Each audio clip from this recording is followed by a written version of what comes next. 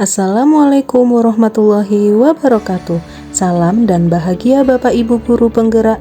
Saya Tri Mayasari, calon guru penggerak Angkatan 9 dari SMK Negeri Puspo, Kabupaten Pasuruan. Video ini adalah koneksi antar materi modul 2.1 pembelajaran berdiferensiasi. Apa itu pembelajaran berdiferensiasi? Pembelajaran berdiferensiasi adalah serangkaian keputusan masuk akal, common sense, yang dibuat oleh guru yang berorientasi kepada kebutuhan belajar individu murid. Artinya, pembelajaran berdiferensiasi adalah pembelajaran untuk mendukung semua murid di kelas kita.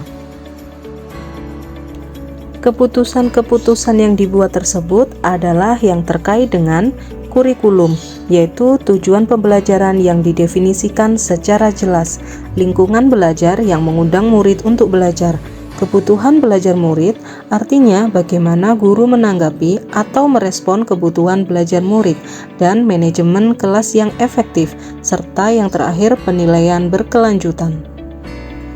Maksudnya apa ya?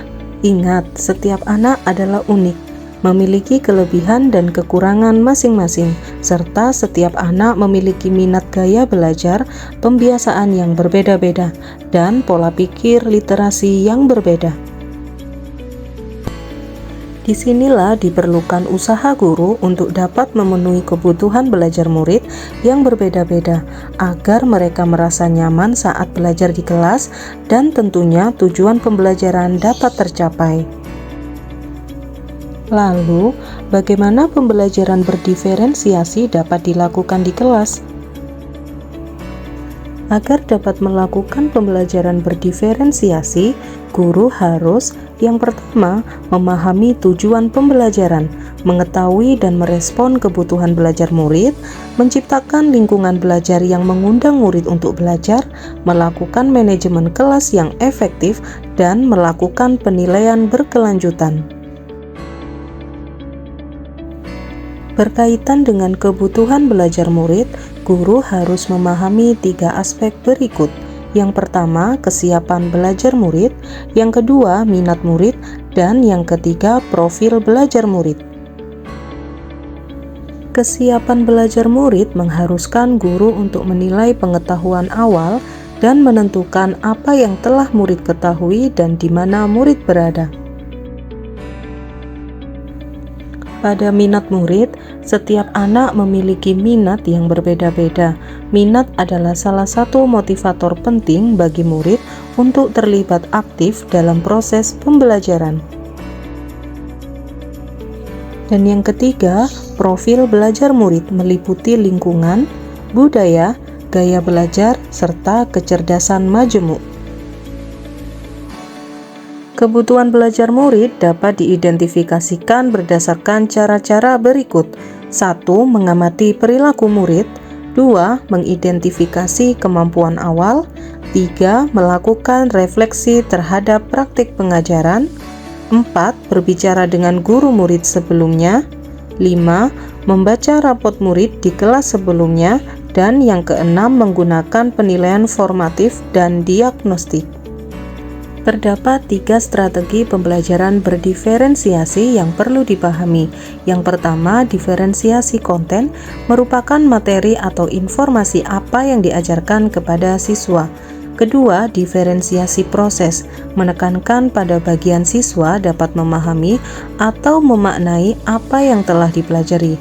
Dan yang ketiga, diferensiasi produk merupakan menampilkan dan mendemonstrasikan hasil pekerjaan siswa kepada guru. Berikutnya, adakah keterkaitan antara modul pembelajaran berdiferensiasi dengan modul-modul yang lain?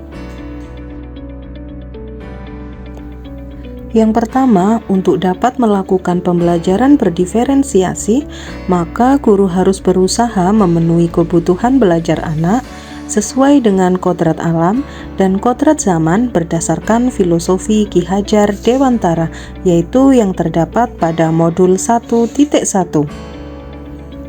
Selanjutnya, untuk dapat melakukan pembelajaran berdiferensiasi, seorang guru penggerak harus berpihak pada murid, reflektif, mandiri, kolaboratif, dan inovatif untuk menciptakan pembelajaran berdiferensiasi agar dapat memenuhi kebutuhan belajar murid.